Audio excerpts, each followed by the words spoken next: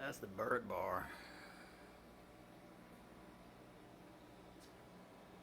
But this is the workshop where the printing gets done.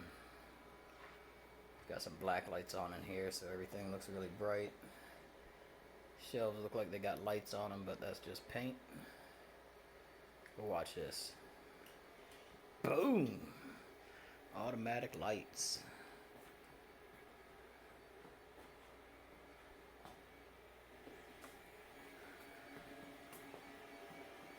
If I didn't have that wall there, there'd be enough room for 4 pool tables in my workshop.